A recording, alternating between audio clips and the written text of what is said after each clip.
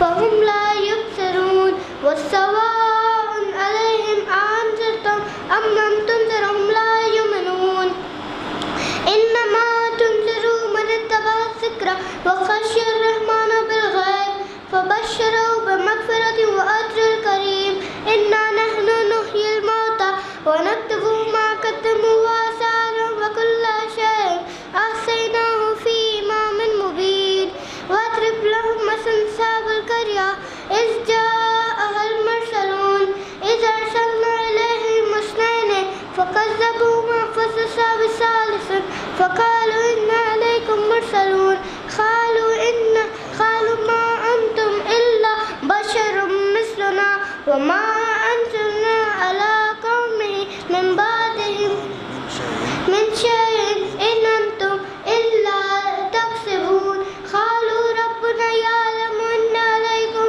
لمرسلون وما علينا إلا البلاغ المبين قالوا إنا تطيرنا بكم لئن لم تنتهوا لنرجمنكم وليمسنكم منا عذاب أليم قالوا طائركم معكم أئن ذكرتم بل أنتم قوم مسرفون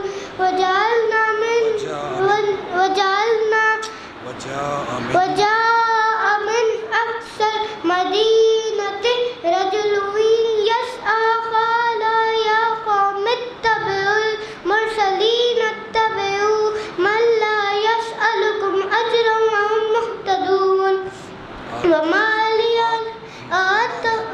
لي لا أعبد الذي فطرني وإليه ترجعون أتخذ من دونه آلهة إن يردنا الرحمن بضر لا تغني عني شفاعتهم شيئا ولا ينقذون إني إذا لفي ضلال مبين إني آمنت بربكم فاسمعون قيل ادخل الجنة قال يا ليت قومي يعلمون بما غفر لي ربي وجعلني من المكرمين وما أنزلنا على قومه من بعده من جند من السماء وما كنا منزلين إن كانت إلا صيحة واحدة فإذا هم خامدون يا حسرة على العباد ما يأتيهم من رسول إلا كانوا به يستهزئون ألم يروا كم أهلكنا قبلهم من القرون أنهم إليهم لا يرجعون وإن كل لما جميع لدينا محضرون وآية لهم الأرض الميتة أحييناها وأخرجنا منها حبا فمنه يأكلون وجعلنا فيها جنات من نخيل وعنب وفجرنا فيها من العيون ليأكلوا من ثمره وما عملته أيديهم أفلا يشكرون سبحان الذي خلق الأزواج كلها مما تنبت الأرض ومن أنفسهم ومما لا يعلمون وآية لهم الليل نسلخ منه النهار فإذا هم مظلمون والشمس تجري لمستقر لها ذلك تقدير العزيز العليم والقمر قدرناه منازل حتى عاد كالعرجون القديم لا الشمس ينبغي لها ولا الليل أن تدرك القمر ولا الليل سابق النهار وكل في فلك يسبحون وآية لهم إنا حملنا ذريتهم في الفلك المشحون صلوات اللهم صل على وعلى محمد وعجل فرجهم بسم الله الرحمن الرحيم وخلقنا لهم من مثله ما يركبون وإن نشاء نغرقهم فلا صريخ لهم ولا هم ينقذون إلا رحمة منا ومتاعا إلى حين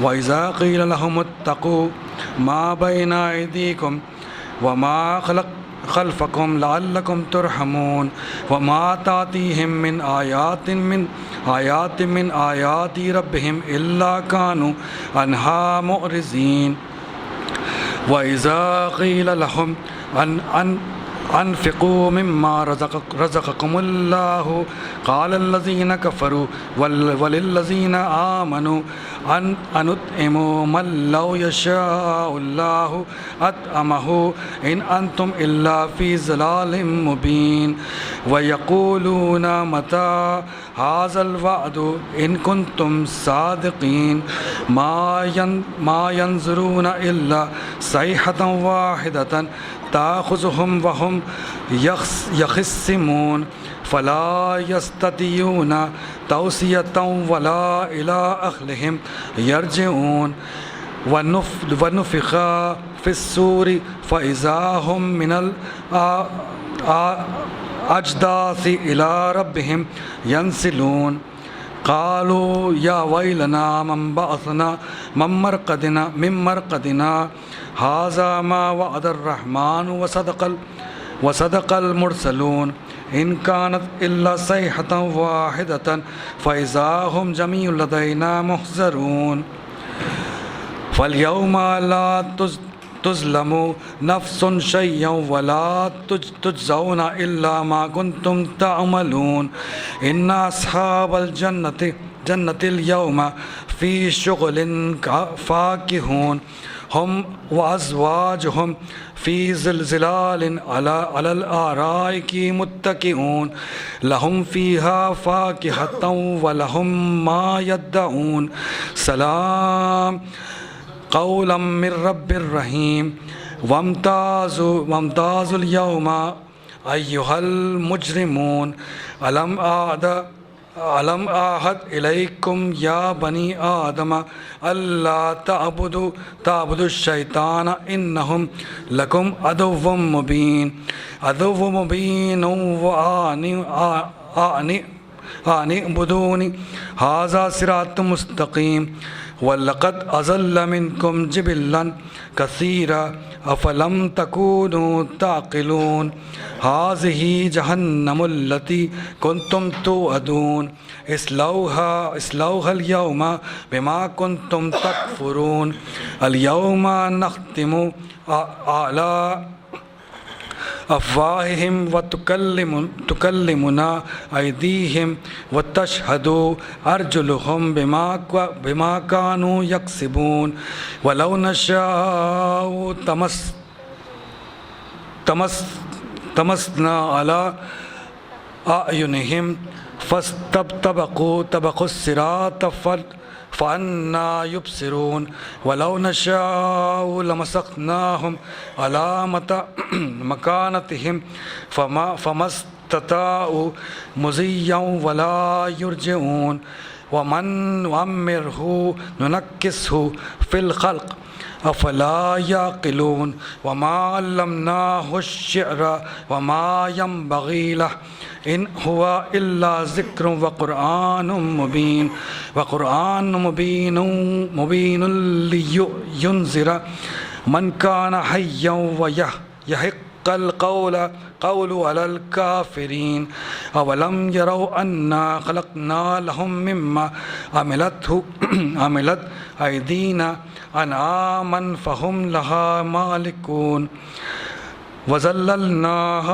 وزللناها لهم فمنها ركوبهم ومنها يأكلون ولهم فيها منافع ومشارب أفلا يشكرون واتخذوا من دون الله آلهة لعلهم ينصرون لا يستطيعون نصرهم وهم لهم جند محضرون فلا يحزنك قولهم إنا نعلم ما يسرون وما يعلنون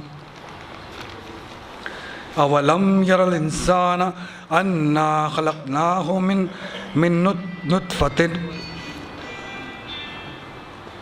فإذا هو خصيم مبين وضرب لنا مثلا ونسي خلقه قال من يحيي العظام وهي رميم قل يحييها الذي أنشأها أول مرة وهو بكل خلق عليم الذي جعل لكم من شجر الأخضر نارا فإذا أنتم منه توقدون أوليس الذي خلق السماوات والأرض بقادر على أن يخلق مثلهم بلى هو الخلاق العليم إنما أمره إذا أراد شيئا أن يقول له كن فيكون فسبحان الذي بيده ملكوت كل شيء وإليه ترجعون. اللهم صل على محمد وآل محمد. ایک سورہ فاتحہ کنیز کبریٰ بیگم بنت محمد طاہر علی خان کے لیے. بسم اللہ.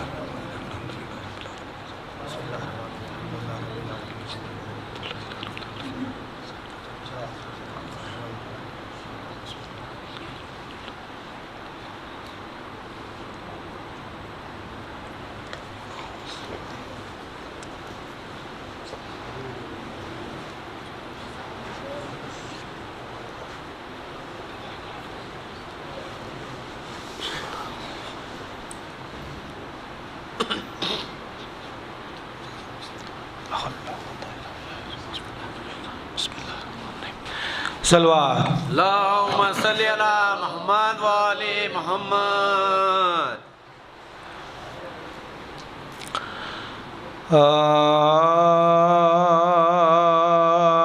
سلامی خلق میں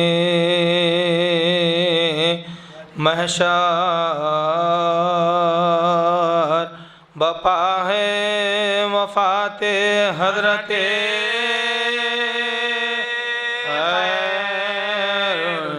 وفات حضرت خیر النساء پیغمبر کو جو روتی تھی شب و روز اسی کو آج بار و رہا اسی کو آج کن بار ہو رہا ہے. کہا ہے در سے زہرا نے یہ رو کر کے ساتھ اپنا تمہارا چھوٹا ہے میری دو بیٹیاں ہیں اور دو بیٹے یتیم کہرے کو سامنا یتیمی کہرے کو سامنا سپورت ان کو میں کرتی ہوں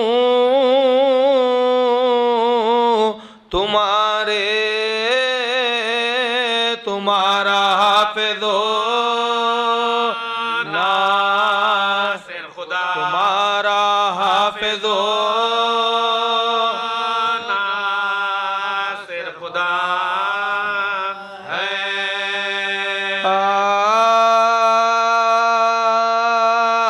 بستر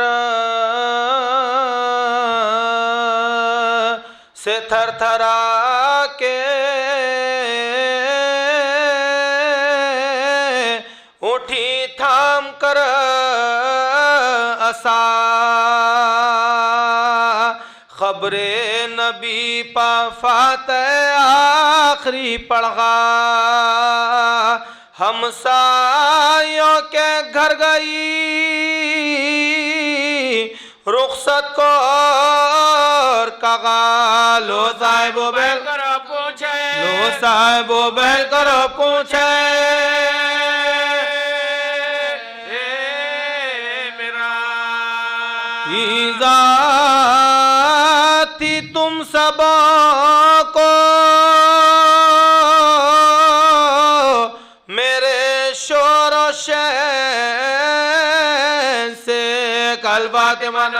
تم سونا چاہے کل فاطمہ نہ ہوئے تم سونا چاہے ہم سایہ کے حقوق سے آگاہ ہے جگہ لوگوں میرے یتیموں سے رہنا نگہباں اب ساتھ ان کا اور تمہارا غم کا بن ماں کی ہوتی ہے میری دکھیاری بے بن ماں کی ہوتی ہے میری دکھیاری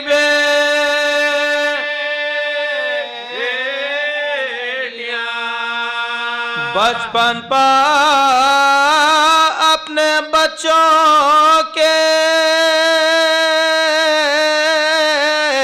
آنسو بغاتی ہوں تم پر حسن حسین کو میں چھوڑے جا تم پر حسن حسین کو میں چھوڑے جا رو کر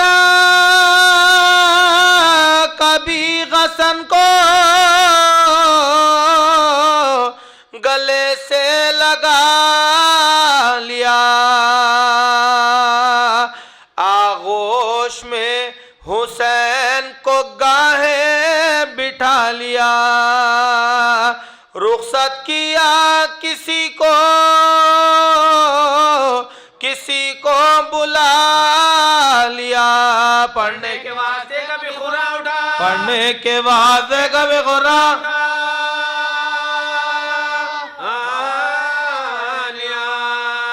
کہتی تھی گاغا بچوں سے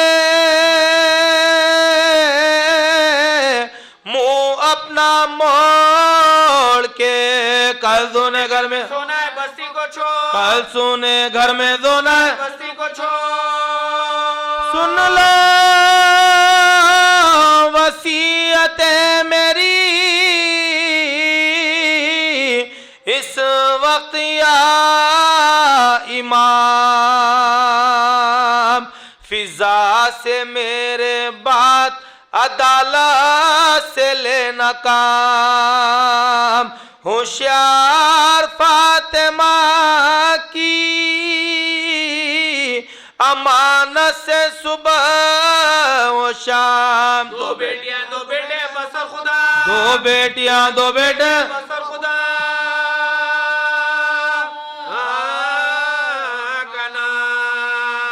میں نے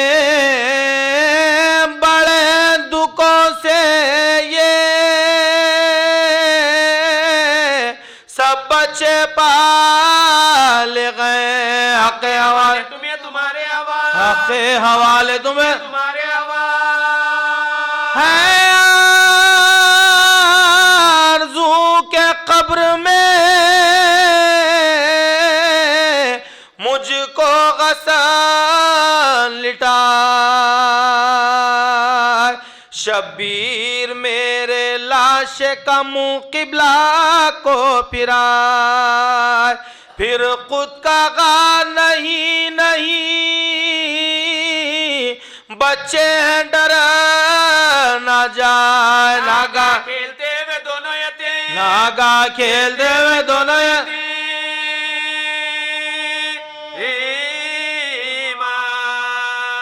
چھاتی لگا کے بولی کے لوگ ہم تو مرتے گئے تم سے سلوک دیکھے کیا لوگ کا تم سے سلوک دیکھے کیا لوگ کا یہ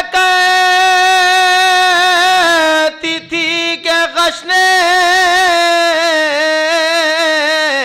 دیا موت کا پیام حجرے سے نکلے روتے ہوئے اقربا تمام ترتیب ناش کے لیے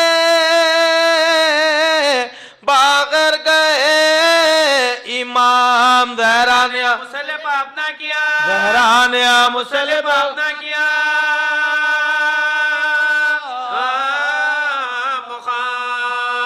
لکھا گئے نماز عشاء کی ادا ہوئی اور غل اٹھا کہ بنت نبی دی خزان اور غل اٹھا کے بنت نبی دی خزان ماتھا غسن لاش کے ماتھے پر رکھ دیا رو رو کے اماں کا اور قشواں تلووں سے اپنے ماتھے کو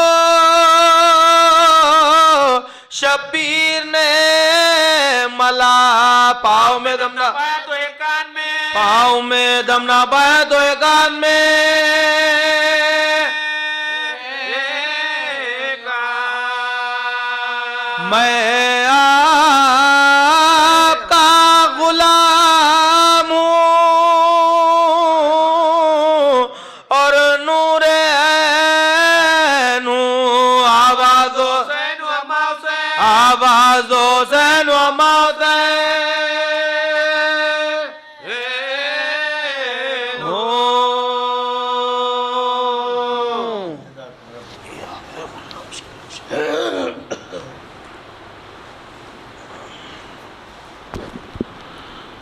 صلوات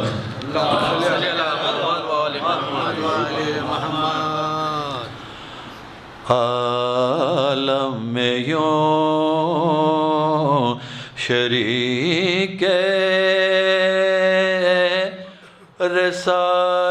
رسالت ہے فاطمہ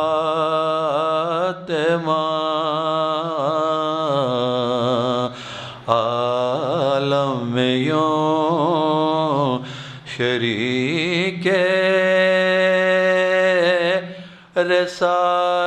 رسالت ہے فاطمہ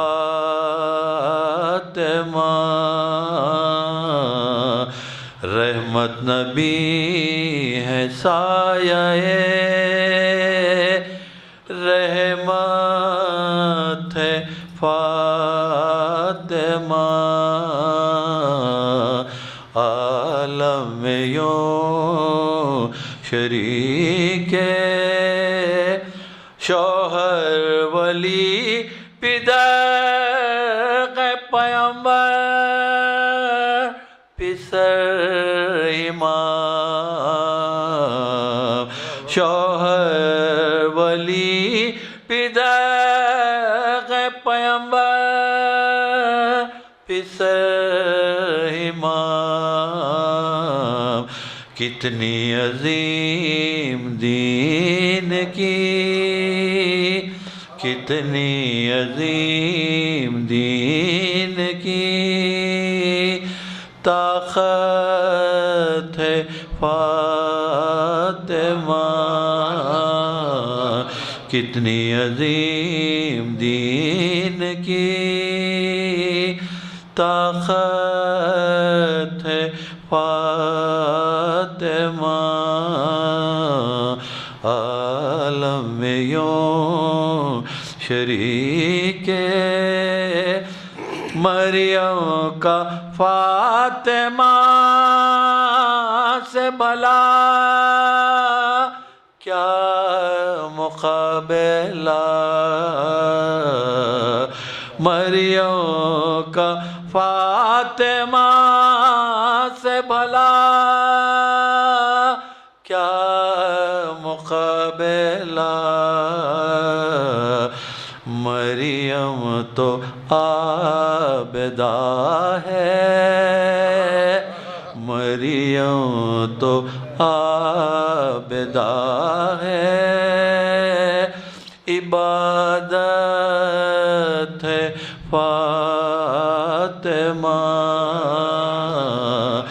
مریم تو عابدہ ہے عبادت ہے فاطمہ دونوں کے اشتراک سے سجدہ قبول ہے دونوں کے اشتراک سے سجدہ قبول ہے حیدر اگر نماز ہے حیدر اگر نماز ہے نیت فاطمہ حیدر اگر نماز ہے نیت فاطمہ عالم میں یوں شریک رسالت ہے فاطمہ رحمت نبی ہے سایہ رحمت ہے فاطمہ عالم میں یوں شریک فاتحہ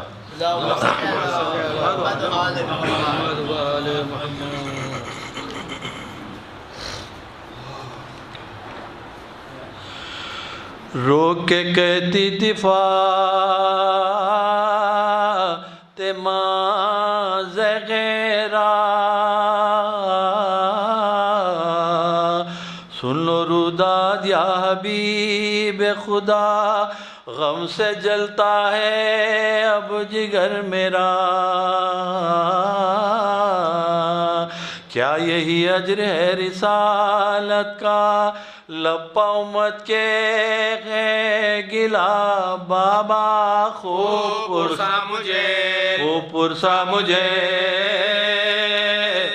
ملا بابا آپ کے بعد مجھ پر ظلم ہوئے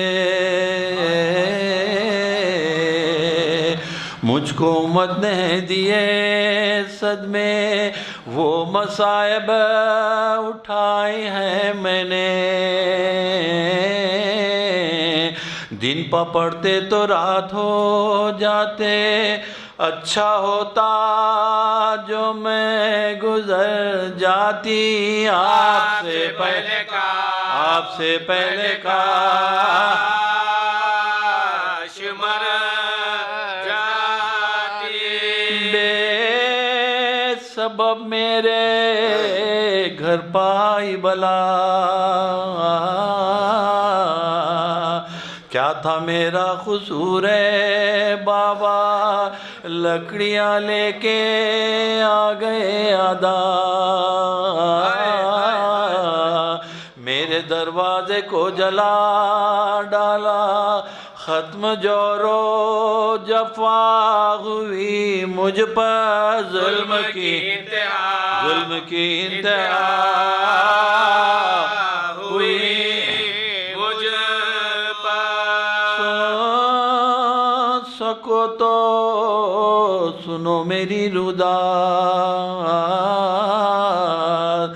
ڈھائی امت نے مجھ پہ ہے بیدار رو رہا ہے میرا دل نشاد ہائے کسے کروں میں اب فریاد آگ لے لے کے لوگ آئے ہیں ظلم مجھ پر لائن ڈھائے جلتا دروازہ جب گرا مجھ پر کھڑی دیوار سے تھی میں لگ کر رحم کھایا نا مجھ پر بانی شر پاؤں ملوں نے رکھا در پر مجھ کو دروازے سے دبا ڈالا آگ سے پیرا جلا ڈالا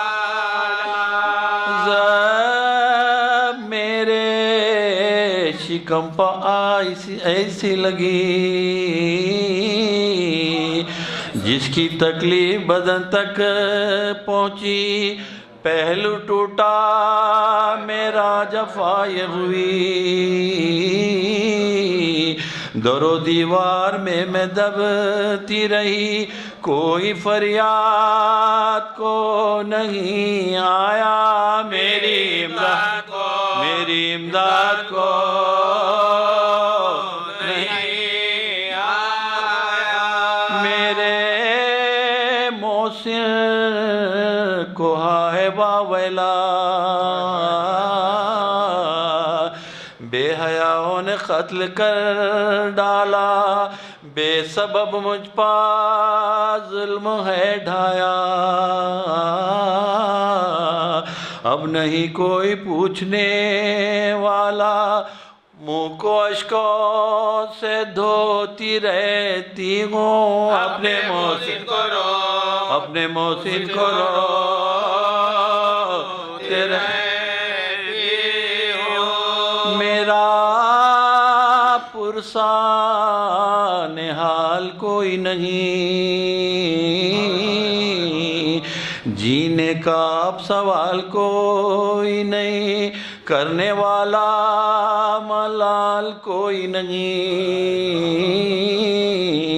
زخم کا اندمال کوئی نہیں جسم رہ کے سرد ہوتا ہے میرے پہلو میں درد ہوتا ہے شدت درد کا اثر یہ ہوا جسم سے ٹوٹا جان کا رشتہ جان لیوا حسن تھا یہ حملہ ہوئی بے جان فاطمہ زہرا مجتبی کر کے بین رونے لگے پیٹ کر سر حسین رونے لگے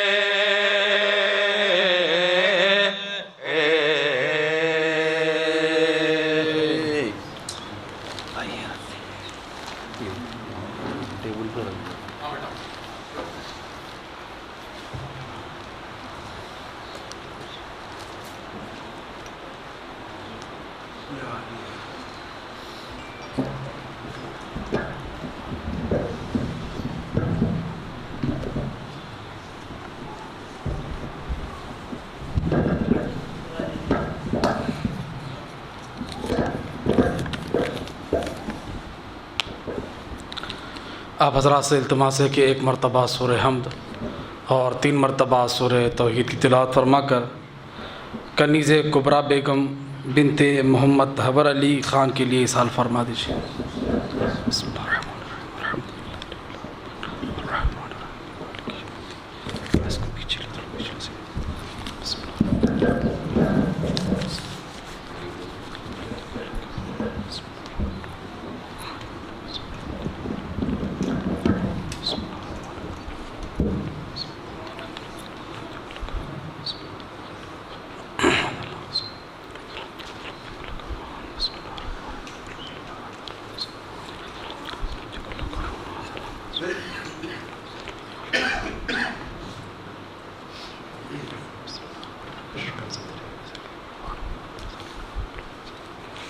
اعوذ باللہ السمیع العلیم من همزات الشیاطین بسم اللہ الرحمن الرحیم الحمد للہ الذی ہدانا لہذا وما کننا لنہتدی لولا ان ہدانا اللہ لقد جاءت رسل ربنا بالحق والصلاة والسلام والتحیۃ والاکرام علی النبی الأمی المکی المدنی القرشی الہاشمی الابتہ التیام المضی الكوكب الدری صاحب الوقار والسکینہ المدفون بأرض المدینہ العبد المؤید والرسول المسدد المصطفى الامجد المحمود الاحمد حبیب الہ العالمین ورحمت للعالمین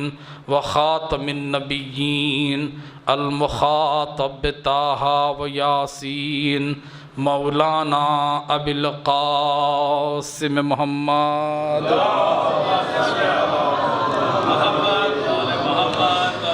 وعلى أهل بيته الطيبين الطاهرين المعصومين المظلومين الذين أذهب الله عنهم الرجس وطهرهم تطهيرا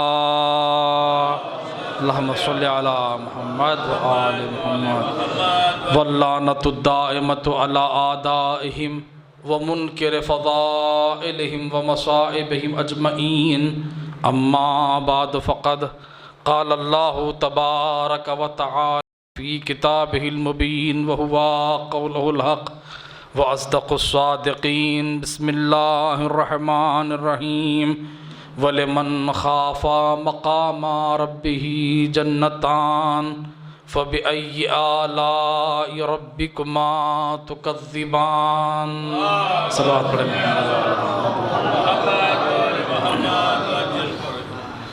عزیزان گرامی، جن دو آیتوں کی تلاوت کا شرف حاصل کیا ہے، آپ حضرات بالخصوص دوسری آیہ مبارکہ سے متوجہ ہو چکے ہیں کہ یہ کس سورہ مبارکہ کی آیات ہیں۔ سورہ رحمان کی دو آیتیں کہ جسے عروس القرآن، قرآن کی دلہن بھی کہا جاتا ہے، کہ جس میں پروردگار عالم نے اپنی نعمتوں کا تذکرہ کیا ہے، اور ہر نعمت کے ذکر کے بعد پروردگار عالم تمام جن و انس سے بار بار تکرار کرتے ہوئے یہ سوال کر رہا ہے کہ اے جن و انس، تم اللہ کی کن کن نعمتوں کا انکار کرو گے؟ ہمارے اور آپ کے چھٹے امام امام جعفر صادق علیہ السلام امام فرماتے ہیں کہ جب یہ سورہ کی تلاوت کی جائے اور بالخصوص اس آیہ مبارکہ کی تلاوت کی جائے تو پھر ہم اس آیت کے بعد اس طرح سے کہیں کہ لا بشیء من آلائک ربی اکذب، کہ اے پروردگار تیری نعمتوں میں سے کوئی بھی ایسی نعمت نہیں ہے کہ جس کا میں انکار کر سکوں۔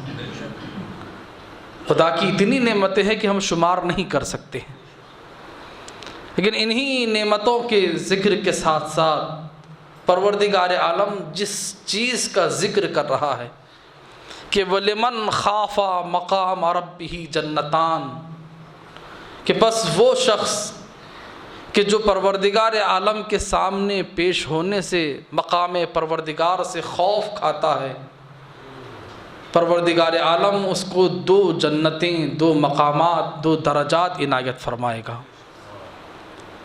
یہ خوف الہی دو چیزیں اسلام میں اور اخلاقیات میں، بلکہ ایمان کی کمالات اور اس کی بلندی کے لیے اگر ہم دو چیزوں کو دیکھیں تو بلندی کے لیے بنیادی حیثیت رکھتی ہے۔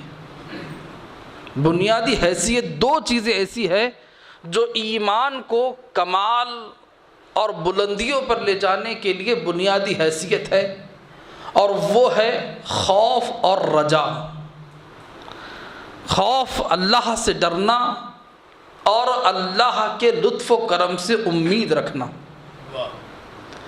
ایک سچا اور حقیقی مومن وہی ہوتا ہے کہ جو اللہ سے ڈرتا ہے، اللہ سے خوف رکھتا ہے اور اس کے لطف و کرم کا، اس کی رحمت کا امیدوار ہے۔ یہ دونوں چیزیں، اور خود روایت میں وارد بھی ہوا ہے کہ الایمان نصفان، نصف الخوف و نصف الرجا، کہ ایمان کے دو ٹکڑے ہیں، ایک خوف ہے تو دوسرا امید ہے. یعنی ایمان ان دو چیزوں کے ذریعے بلندیوں کے منزلوں کو طے کرتا جاتا ہے. یعنی یہ مومن کے لیے دو پروں کی طرح ہے. جس طرح سے ایک پرندہ اپنے دو پروں کے ذریعے سے بلندیوں کی طرف پرواز کر کے بلندیوں کی منزلوں کو طے کرتا ہے، ایک مومن بھی انہی خوف و رجا کے ذریعے سے ایمان کے کمالات کے مدارج کو طے کرتا جاتا ہے. جب تک یہ خوف و رجا نہ ہو، خوف اللہ کے عذاب کا خوف اور پھر امیدیں اس کی رحمتیں اور ان کی الطاف اور لطف و کرم پروردگار کی امید لگائے رکھنا. نا امیدی بھی بسا اوقات کہا گیا کہ نا امید ہو جانا یہ بھی کفر ہے. یعنی کفر کی منزل تک نا امیدی انسان کو کفر کی منزل تک لے کر چلی جاتی ہے. نا امید ہو جانا خدا کی رحمت سے، خدا کی لطف و کرم سے، اس سے نا امید ہونا انسان کو کافر بنا دیتا ہے. لہذا دونوں چیزیں انسان ایک مومن کے لیے لازمی ہے، خوف خدا اور اللہ سے امید رکھنا، امیدوار ہونا. اس لیے ان دو چیزوں کی کتنی اہمیت آپ اندازہ کریے گا، آپ بہتر جانتے ہیں، اہل علم ہیں. ان دو چیزوں کی اتنی اہمیت ہے کہ جہاں خداوند عالم انبیاء کو مبعوث کرنے کا ذکر فرما رہا ہے، انبیاء کو بھیجنے کا ذکر کر رہا ہے، اور اپنے انبیاء کا یہاں تک کہ خاتم الانبیاء کے بھیجنے کا، رسول اکرم کا اس دنیا میں آنے کا اور ان کے صفات کا جب پروردگار عالم ذکر کرتا ہے تو رسول خدا کے ان دو صفات کا ضرور ذکر کرتا ہے، اور وہ ہے بشیر اور نذیر، بشارت دینے والا اور ڈرانے والے. یعنی رسول خدا کی ذات کیا ہے؟ خوشخبری دینے والی ذات بھی ہے اور اللہ کے عذاب سے ڈرانے والی ذات بھی ہے. یعنی دونوں صفتوں کا ذکر ہو رہا ہے. یعنی صرف ذات رسول خدا لوگوں کو خوشخبری دے کر بے پرواہ اور عمل سے لاپرواہ کرنے والی ذات نہیں ہے، بلکہ اللہ کے عذاب کے ڈرانے کے ساتھ ساتھ ان کو تزکیہ نفس اور تہذیب نفس کرنا سکھاتا ہے. ایک صلوات پڑھے محمد اور آل محمد پر. یعنی رسول خدا کی ذات وہ ہے جو ڈراتی بھی ہے اور خوشخبری بھی دیتی ہے. نہ اللہ کے خوف سے اتنا ہونا ہے، اور انسان کے لیے دونوں چیزیں ضروری ہے، دونوں چیزیں لازمی ہے، خوف کا ہونا بھی اور امید کا ہونا بھی. جیسے کہ میں اپنے چھوٹے بھائیوں کے لیے مثال دے دوں کہ اگر مثال کے طور پر اگر کسی ایک اسٹوڈنٹ طالب علم کو یہ خوف ہو جائے کہ میں چاہے جتنی بھی محنت کر لوں میں پاس ہونے والا نہیں، اگر اسے یہ خوف ہو جائے میں جتنی بھی محنت کر لوں میں کامیاب نہیں ہوں گا، میں پاس ہونے والا نہیں ہوں، تو پھر کیا وہ محنت کرے گا؟ کبھی محنت نہیں کرتا. کیوں؟ کیونکہ جب وہ کہتا ہے کہ بھائی جب مجھے فیل ہی ہونا ہے تو اب محنت کاہے کی کرے، محنت کس لیے کی جائے. اور اسی طریقے سے دوسرا ایک طالب علم ہے جو مطمئن ہے کسی بھی سبب کے ذریعے سے، کیا کوئی ایک ایسا سبب، ایک ایسا ذریعہ مل گیا ہے، کہے گا کہ جناب آپ چاہے محنت کریں یا نہ کریں آپ کس بھی حال کامیاب ہونے والے ہیں، پاس ہونے والے ہیں کس بھی حال. تو لہذا یہ بھی محنت نہیں کرے گا. جو زیادہ نا امید ہوتا ہے وہ بھی محنت کرنے سے دور ہو جاتا ہے، اور جو بہت زیادہ بھروسہ مند ہو جاتا ہے وہ بھی کبھی بھی محنت نہیں کرتا ہے. دونوں طریقے کے. تو لہذا اسی لیے کہا گیا ہے کہ نہ زیادہ امیدوار ہو جانا ہے، اور تاکہ زیادہ امیدوار ہو جائیں گے، کہا کہ جب یقین ہو جائے گا کہ پاس ہونا ہی ہے تو پھر وہ ایسے بندوں کی طرح ہو جاتا ہے کہ جو یہ کہتے ہیں چاہے ہم دنیا میں جو کچھ بھی کرے ہمیں تو جانا جنت ہی میں ہے، ہم چاہے جو چاہے کر لیں، ہم جو چاہے کر لیں ہمیں جنت ہی میں جانا ہے. ہم کیوں ضبط نفس کریں؟ ضبط نفس کرنے کا فائدہ کیا ہے؟ کیوں ہم اپنے آپ کو ان خواہشات سے، ان لذات سے اپنے آپ کو دور کریں، ان اچھائیوں سے، ان دنیا کی لذتوں، ان تمام مزوں سے کیوں اپنے نفس کو ضبط کریں، جبکہ ہمیں جنت میں جانا ہے ہی ہے، تو پھر ہمیں یہ لذتوں سے ضبط کرنے کا فائدہ کیا ہے؟ یا اس کے الٹا مقابلے میں کہ جو شخص، ایک ایسا واعظ آیا، اتنا ڈرانے والا آیا، اتنا اسے ڈرا دیا کہ بھئی تم چاہے جو کچھ بھی کرو، ایسی منزل پر آ گئے ہو کہ تمہارا عمل کوئی قبول ہونے والا نہیں ہے، تم جو چاہے کر لو، تمہیں جانا تو جہنم ہی میں، جنت میں تو جانا ہے نہیں، لہذا تم کچھ بھی کر لو تمہیں جہنم ہی میں جانا ہے۔ تو لہذا یہ جو جس کو جنت میں جانے کی بہت زیادہ امیدیں ہوتی ہیں بغیر عمل کے، بغیر ایمان و عقیدے کے، وہ بھی کبھی اعمال صالحہ کی طرف نہیں آئے گا، اور یا جو اتنا نا امید ہو جائے جنت سے اور لطف الطاف خداوند عالم سے، وہ بھی اعمال صالحہ کی طرف نہیں آئے گا۔ تو اسی لیے ایمان کو کمال پر لے جانے کے لیے، اعمال صالحہ کی منزلوں کو طے کرنے کے لیے اللہ سے امیدوار ہونا بھی ضروری ہے، اور اللہ کے عذاب سے خوف زدہ بھی ہونا ضروری ہے۔ صلوات پڑھے محمد اور آل محمد پر۔ یہ دونوں چیزیں انسان کے لیے لازمی ہیں۔ جس طریقے سے وہ وہی طالب علم کی طرح، وہ اسٹوڈنٹ کی طرح ہو جائے گا کہ چاہے وہ جتنا بھی پڑھے، فیل ہونا ہے تو وہ محنت نہیں کرے گا، یا اسے اس اسٹوڈنٹ کی طرح ہو جائے گا کہ جس کو پورا یقین ہے میں چاہے کچھ محنت کروں یا نہ کروں، مجھے تو پاس ہونا ہی ہے۔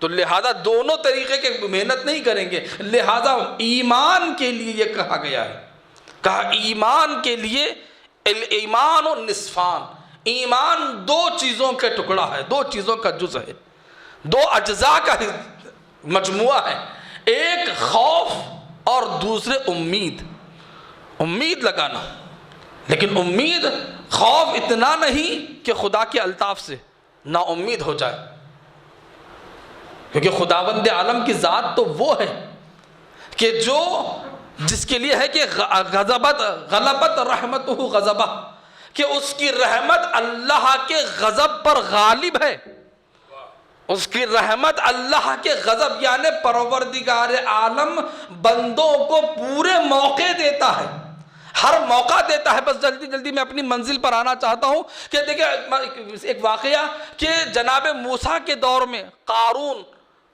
جب سرکش ہو گیا، قارون جو بڑی دولت جمع کر لی تھی اور اس دولت کی وجہ سے سرکشی آ گئی، جناب موسیٰ کی مخالفت کرنے لگا، احکام اور اطاعت خدا سے دور ہوتا چلا گیا، یہاں تک کہ جب اتنی سرکشی کے مقام پر آ گیا کہ اب اس پر عذاب کی منزل آ گئی۔ لیکن اللہ کی رحمت دیکھیے گا کہ اللہ کی رحمت اتنی وسیع ہے، اتنی وسعت رکھتی ہے کہ خداوند عالم عذاب کے آنے کے بعد بھی اسے موقع دے رہا ہے۔ جناب موسیٰ کو اختیار دے دیا گیا، کہا کہ اے موسیٰ ہم تمہیں زمین کو قبضے میں دیے دیتے ہیں، اختیار میں تمہارے زمین ہے، اب تم چاہے جو حکم دینا چاہو دے لو۔ جناب موسیٰ نے زمین کو حکم دیا کہ قارون کو نگل لے، قارون کو زمین نگلنے لگی، یہاں تک کہ گھٹنوں تک دھس گیا۔ جب گھٹنوں تک دھس گیا، زمین ایک مرتبہ روکتی ہے، قارون نے پکار کر کہا کہ اے موسیٰ بچا لو، کہا کہ اب کیا فائدہ، عذاب کو دیکھ کر ایمان لانے سے کوئی فائدہ نہیں ہوتا ہے، ایمان تو وہ ہوتا ہے جو اختیار سے لایا جائے، جو اختیار میں لایا جاتا ہے وہ ایمان ہوتا ہے، اب کیا ہے کا فائدہ۔ جناب موسیٰ نے کہا، زمین سے کہا کہ نگل لے، کیوں نگل نہیں لیتی، یہاں تک کہ دوسری مرتبہ نگلنا شروع کیا، یہاں تک کمر تک نگلا، جب زمین میں کمر تک پھنس گیا، پھر پکارنے لگا، چلانے لگا کہ اے موسیٰ بچا لو، اے موسیٰ بچا لو۔ جناب موسیٰ نے غضب کے عالم میں زمین سے کہا کہ اے زمین نگلتی کیوں نہیں، اسے پورا نگل لے، پورا نگل لیا گیا۔ عزیزان گرامی اب منزل یہاں تک آ گئی، جب پوری طریقے سے نگل لیا، اب یہ ہوتا ہے، یہ گناہ تو نہیں ہے لیکن ترک اولا ہے، اس لیے کیونکہ جن کے درجات بلند ہوتے ہیں ان سے بلند تقاضے بھی ہوتے ہیں، ان سے تقاضے بھی بلند ہوتے ہیں۔ جناب موسیٰ کوہ طور پر مناجات کے لیے پہنچے، مناجات کے لیے گئے، جب مناجات کے لیے پہنچے پکارا، پروردگار کو آواز دی، کوئی جواب نہیں آیا، پروردگار کی طرف سے کچھ جواب نہیں آیا، حیران ہو گئے، کلیم اللہ ہے، اللہ کلام کرتا ہے جناب موسیٰ سے. جب کوئی جواب نہیں آیا پھر دوبارہ آواز دی خدا کی طرف سے، کوئی جواب نہیں آیا. تڑپ گئے، لرز گئے جناب موسیٰ کہ میرا پروردگار مجھے کوئی جواب نہیں دے رہا ہے، میں پروردگار کو آواز دے رہا ہوں اور میرا خدا مجھے آواز نہیں، مجھے جواب نہیں دے رہا ہے، لبیک نہیں کہہ رہا ہے پروردگار. ایک مرتبہ کہا کہ اے پروردگار مجھ سے ایسا کون سا عمل ہو گیا ہے کہ تو میری آواز پر اپنی آواز نہیں دے رہا ہے. کہا کہ اے موسیٰ تمہیں وہ مدد کے لیے بلاتا رہا لیکن تم نے اس کی مدد نہیں کی. اس نے تمہیں 3 مرتبہ آواز دی، تم نے مدد نہیں کی. اگر مجھے 1 مرتبہ پکار لیتا تو میں اس کو عذاب سے نجات دے لیتا. صلوات پڑھے محمد اور آل محمد پر. اللہم صلی علی محمد و آل محمد. یہ خداوند عالم کی رحمت ہے. خداوند عالم عذاب کے بعد بھی موقع دیتا ہے تاکہ اس کی طرف آ جاؤ. کچھ منزلیں ایسی ہوتی ہے کہ جہاں پر بندہ متوجہ ہو جائے کہ ہاں اب خدا کی طرف سے اشارہ ہے، اب وہ اس عذاب سے، ان تمام چیزوں سے انسان ڈرتا رہے، خوف کھاتا رہے. یہ خوف کی تمام ایسی چیزیں ہیں کہ یہاں پر یہ منزل آتی ہے کہ ہم اتنے خوش فہم ہو جاتے ہیں کہ ہم کہہ دیتے کہ بس اب تو جنت ہماری ہی ہو گئی ہے، جنت میں جانا ہی ہے. بے شک ہمارے سفارش کرنے کے لیے، ہماری شفاعت کے لیے اتنی بڑی ہستیاں ہیں کہ وہ آئیں گے، یقیناً ہماری شفاعت کریں گے. لیکن عزیزان گرامی بزرگ علماء فرماتے ہیں، میں تو ناچیز بندہ ہوں، گناہ گار ہوں، آپ کی خدمت آپ کے سامنے بہت چھوٹا، لیکن بزرگ علماء، اخلاق کے علماء بتاتے ہیں کہ کچھ اعمال ایسے کر لو کہ تم اپنا منہ تو ایسے بنا لو کہ سفارش کے لیے درخواست کر سکو، شفاعت کے لیے کہہ تو سکو. اتنے اعمال اپنے پاس رکھ لو کہ شفاعت کے لیے کہہ تو سکو کہ یا زہرا مجھے شفاعت کر لیجئے گا، اے بی بی میری شفاعت کر لیجئے. اتنے قابل تو بن جاؤ، یقیناً وہ شفاعت کرنے والے. لیکن خوف الہی کا کیا مقام اور کیا منزلت ہے خوف الہی کی. جب ہم اہل بیت علیہ السلام کو دیکھتے ہیں، اہل بیت علیہ السلام کو جو ہم دیکھتے ہیں، کیا منزل ہے مولا کائنات کی. بس 2-3 واقعہ میں اپنی نتیجے تک آنا چاہتا ہوں. دل سے کہا کہ جناب مولا کائنات کو دیکھا، ابو دردہ نے دیکھا کہ مولا کائنات حالت سجدہ میں ہے. ذکر کرتے کرتے کیفیت یہ ہو گئی ہے کہ جیسے چوب خشک کی طرح بے حس حرکت دکھائی دیتے، کوئی حرکت دکھائی نہیں دی.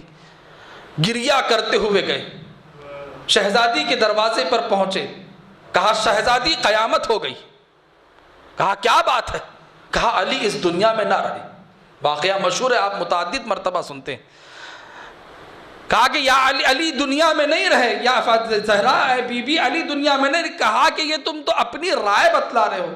یہ بتلا، کیونکہ شہزادی جانتی ہے، اپنے بابا سے تمام چیزوں کا ذکر سن رکھا ہے کہ کیا کس طریقے سے مولا کائنات منزلیں آئیں گی، گزریں گی. لیکن کہا کہ تم یہ بتلاؤ کہ تم نے علی کو کس حالت میں دیکھا ہے.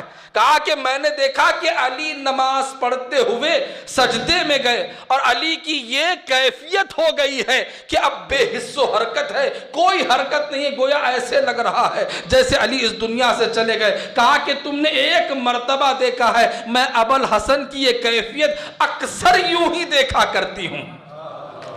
اکثر میں ابوالحسن کی یہ کیفیت اکثر میں یوں ہی دیکھا کرتی ہوں. عزیزان گرامی، یہ ہے فضیلت مولا کائنات، یہ ہے علی کی فضیلت. فضیلت کہتے ہی اس کو ہے کہ جو ذریعہ، جو چیز اللہ سے قریب کرنے کا ذریعہ ہو.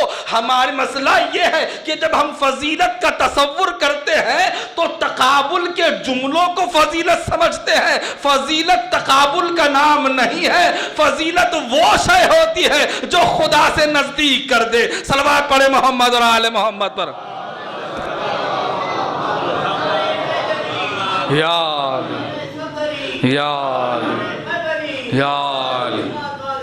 اللہم صلی علی محمد و آل.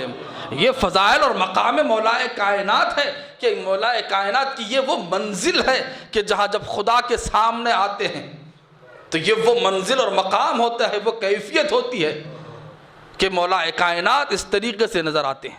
اور پھر منزل کیا ہے؟ یہ ایک واقعہ شہزادی نے مولا کائنات کے بارے میں کہا.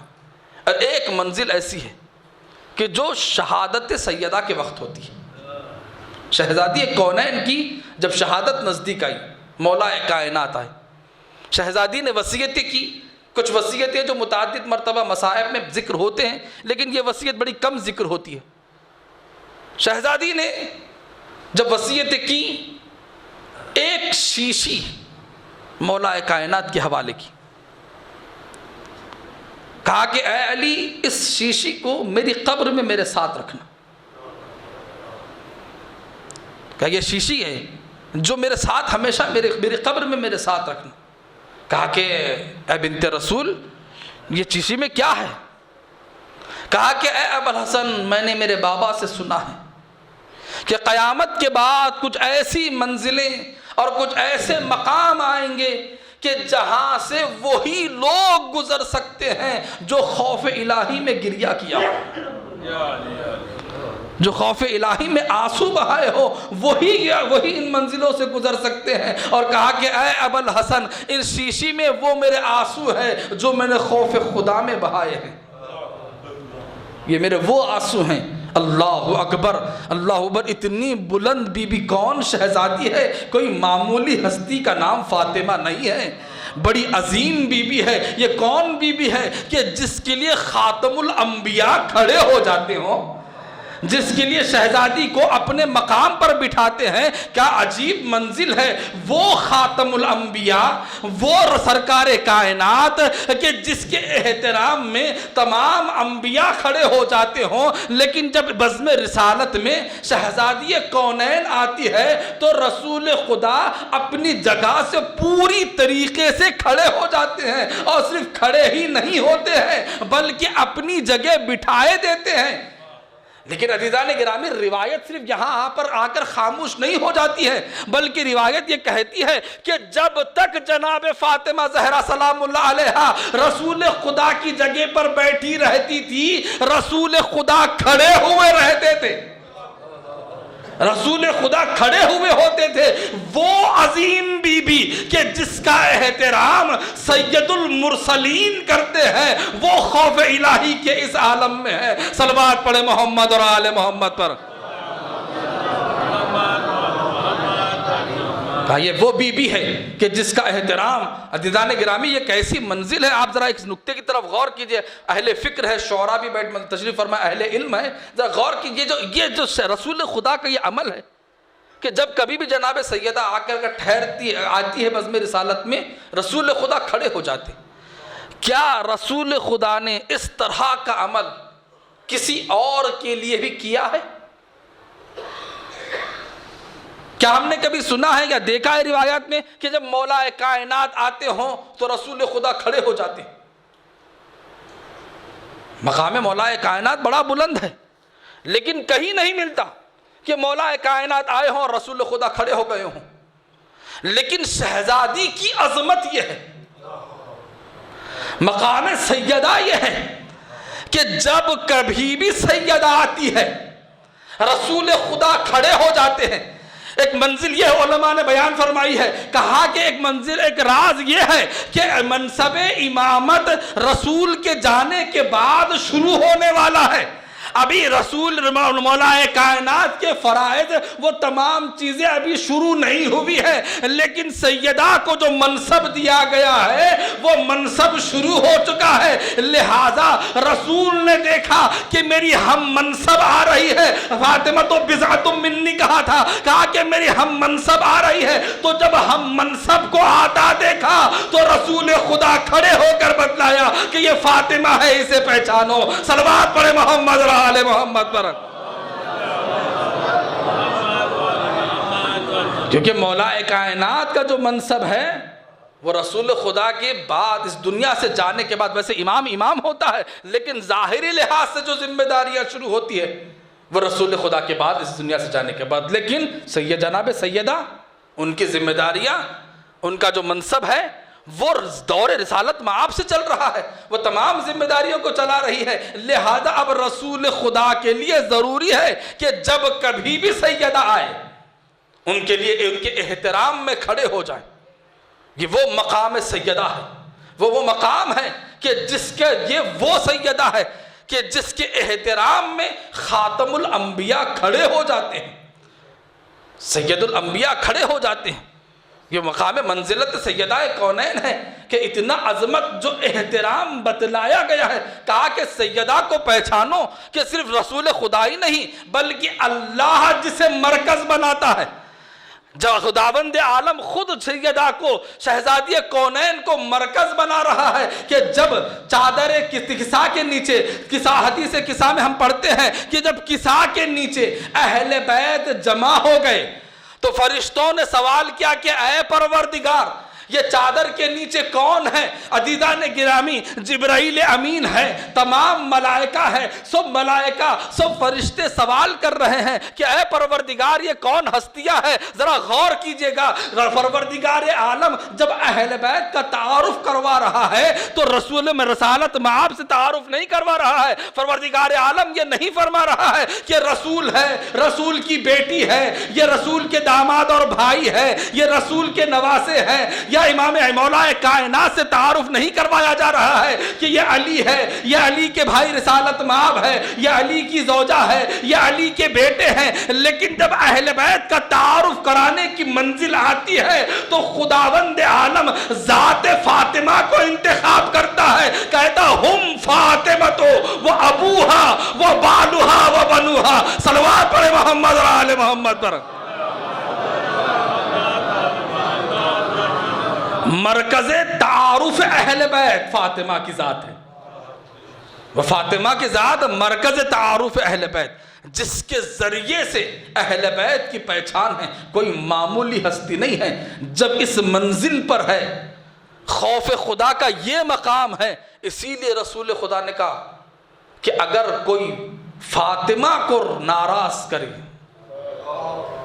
اس سے خدا ناراض ہوتا ہے۔ اب اگر خدا کو راضی کرنا ہے تو پہلے سیدہ کو راضی کریں۔ اب دنیا میں چاہے جتنے اعمال بجا لا لو، چاہے اسلام کی کتنی خدمت کر لو، ہم اب ان کی کتابوں کے اعتبار سے کیا کتنی خدمتیں کر لو، اسلام کی کتنی خدمتیں کرنا ہے کر لیجئے، جتنے اعمال بجا لانا ہے بجا لا لیجئے، لیکن جب تک سیدہ راضی نہیں ہوگی اور چاہے جتنی دعائیں کر لو رضی اللہ تعالیٰ عنہ کی، لیکن جب تک سیدہ راضی نہیں ہوگی اس وقت تک خدا راضی نہیں ہو سکتا ہے۔ یہ کوئی خطابت یا طالب علم متعارض ہے، تعارضات ہے، عزیزان گرامی یہ کوئی خطابت نہیں ہے۔ جب تک خدا اس وقت تک راضی نہیں ہوتا ہے جب تک کہ فاطمہ راضی نہیں ہوتی ہے۔ فاطمہ کی رضا میں اللہ کی رضا ہے۔ اب اگر فاطمہ غضبناک ہے تو پھر خدا راضی نہیں ہو سکتا ہے۔ اب چاہے وہ جتنی بڑی شخصیتیں ہو جائیں، جتنے بڑا مقام پالیں، جتنا اسلام کی خدمتیں کرنا ہے کر لیں، سیدہ کو راضی کرنا پڑے۔ کیوں؟ کیونکہ اس مقام سیدہ وہ ہے، منزلت سیدہ وہ ہے۔ اسی لیے رسول خدا احترام جو کر رہے ہیں اسی لیے کر رہے ہیں، اور بار بار پہچانوارے کہ پہچانو یہ سیدہ کو۔ اس لیے جب کہیں جاتے ہیں تو سب سے آخر میں در سیدہ پر آتے ہیں،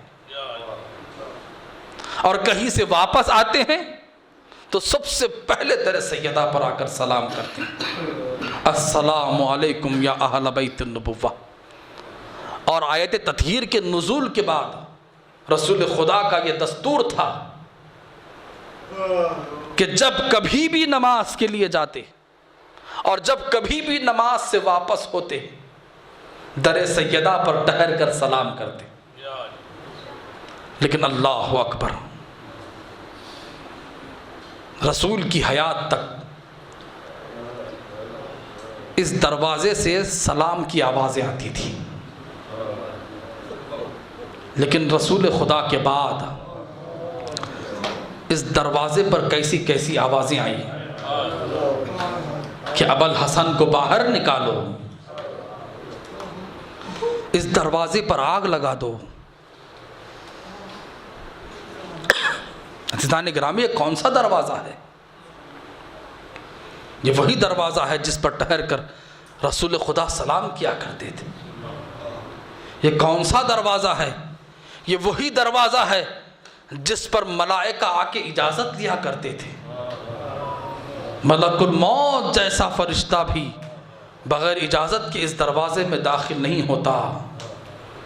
لیکن اللہ اکبر، بعد رسول ابھی آپ نے ذاکر اول سے سماعت کیا کہ کتنی بڑی مصیبتیں ڈھائی گئی کہ دروازے پر صرف آگ ہی نہیں لگائی گئی بلکہ وہ جلتا ہوا دروازہ سیدہ کے پہلو پر گرایا گیا۔ اجرکم اللہ، ہاں عزادارو، وہ جلتا ہوا دروازہ جب پہلو یہ سیدہ پر گرا تو منزل آئی کہ شہزادی نے خود کہا، لیکن عزیزان گرامی اس منزل پر شہزادی نے جناب فضہ کو آواز دی، کہا اے فضہ مجھے سنبھال لے۔ لیکن ہم دنیا میں دیکھتے ہیں مولا کائنات کو مشکل کشا کہا جاتا ہے نا، جب کسی پر کوئی مشکل کی گھڑی آتی ہے تو مشکل کشا کو آواز دیتا ہے، یا علی کہہ کے آواز دیتا ہے اور اس کی مشکلیں دور ہو جاتی۔ لیکن فاطمہ پر اتنی بڑی مشکل کی گھڑی ہے، اے بی بی آپ علی کو آواز نہیں دے رہی ہے، آپ ایسی منزل پر فضہ کو بلا رہی ہے۔ عجب نہیں شہزادی آواز دے کہ بھائی نہیں جانتا مجھ پر جو مصیبت گزری ہے علی دیکھیں گے تو کیسے صبر کر سکیں گے۔ ارے میرے میں پیٹ میں جو محسن تھا وہ محسن بھی شہید ہو گیا ہے۔ ہاں عزادارو، یہ عورت کے لیے بڑا نازک گھڑی ہوتی ہے۔ ہاں عزادارو، اسی لیے شہزادی نے فضہ کو پکارا، شاید فضہ اس درد کو سمجھ سکے۔ ارے میرے پیٹ میں جو محسن تھا وہ شہید ہو گیا ہے۔ اللہ اللہ، اتنی مصیبتیں ڈھائی گئی کہ سیدہ نے مرثیہ پڑھا، اے بابا صبت علی مصائب لو انہا صبت علی میں سرنا لیالیا۔ اے بابا آپ کے بعد مجھ پر وہ مصیبتیں ڈھائی گئی ہے کہ اگر یہ مصیبتیں دنوں پر ڈھائی جاتی تو وہ شب کی تاریک میں تبدیل ہو جاتی۔ ارے کیسی مصیبتیں تھی کہ شہزادی کھڑی ہونا چاہتی ہے تو دیوار کا سہارا لے رہی ہے، جب آگے بڑھنا چاہتی ہے تو عصا کے سہارے سے آگے بڑھ رہی ہے۔ اجرکم اللہ، ہاں عزادار ہو، لیکن اللہ اکبر، اپنے علی کا کتنا خیال ہے۔ کبھی شہزادی نے مولا کو اپنی مصیبت نہیں بتلائی ہے۔ ارے کتنی اطاعت گزار، ارے کتنے علی کا خیال کرنے والی، لیکن اللہ اکبر جب مولا کائنات غسل دے رہے تھے ایک مرتبہ وہ علی جو امام حسن و امام حسین سے بار بار یہی کہتے جاتے ہیں، اے میرے لال میں رونے سے منع نہیں کرتا، لیکن اے میرے لال ماں کی وصیت ہے کہ کچھ لوگ جنازے میں نہ آ سکے، اے میرے لال آہستہ گریا کرنا، اے میرے لال آہستہ رونا۔ لیکن اللہ اکبر بچوں کو آہستہ گریا کہنے والے علی ایک مرتبہ غسل دیتے دیتے اس طرح سے سیحا کھینچا اور سلمان تڑپ گئے، خدمت میں پہنچے یا علی آپ نے ایسا سیحا کھینچا، کہا سلمان فاطمہ بڑی صابرہ تھی، ارے حفظلیہ چور ہو گئی، لیکن سیدہ نے اپنی مصیبت مجھ سے بیان۔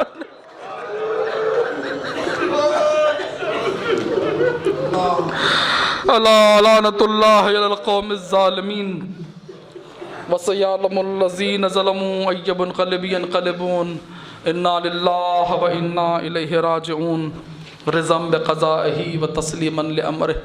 پروردگارہ تجھے واسطہ محمد و آل محمد کا اس ذکر قلیل کو ذاکر حقیر اور سماعت کو سامعین کرام اور بنا کو بانیان محترم سے قبول فرما۔ جو مومن و مومنات پریشان حال ان کے پریشانیوں کو دور فرما، جو مقروض ہیں ان کے قرضوں کی ادائیگی فرما، جو بیمار بحق بیمار کربلا انہیں صحت کاملہ اور عاجلہ عنایت فرما۔ پروردگارہ روز بروز ہمارے دلوں میں محبت اور معرفت اہل بیت کا اضافہ فرما۔ پروردگارہ جو مومن و مومنات مشتاقان حج و زیارات ہیں انہیں بار بار حج و زیارات سے مشرف فرما. تمام مومن و مومنات کو زمینی اور آسمانی بلاؤں سے اور آفات ناگہانی سے بالخصوص دنیا کی ان تمام وباؤں سے محفوظ فرما.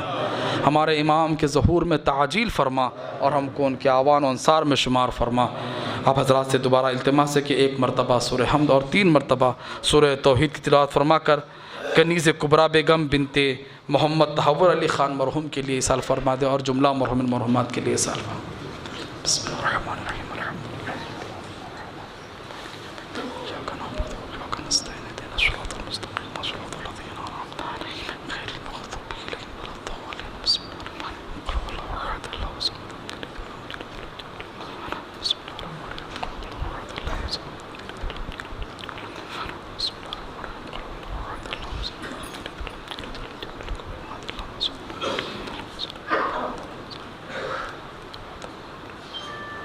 فعجل اللہ ما تعالی صاحب الزمان واجعلنا من اعوانہ وانصارہ والتعالی. السلام علیکم یا عباد اللہ. السلام علیکم یا ابن رسول اللہ. السلام علیکم یا ابن امیر المؤمنین ابن سید المسیح. السلام علیکم یا ابن فاطمہ الزہرا سیدۃ النساء العالمین. السلام علیکم یا ابو الفضل عباس ابن امیر المؤمنین. السلام علیکم یا جمیع شہداء کربلا ورحمۃ اللہ وبرکاتہ. السلام علیکم یا غریب الغرباء. السلام علیکم یا معین الضعفاء والفقراء. السلام علیکم یا سلطان الحسن علی بن موسیٰ رضا روحی ارواح العالمین لک الفداء ورحمۃ اللہ وبرکاتہ. صلی اللہ علیہ صاحب النصر والتمام. السلام علیکم یا خلقۃ الرحمن یا شریک القرآن. السلام علیکم امام انصر الجان مظہر الایمان. علمان علمان علمان فی فتنۃ الزمان. السلام علیکم یا امام زمانہ هذا اجل اللہ تعالی فرجک اجل اللہ تعالی مخرجک وصبر رحمۃ اللہ وبرکاتہ.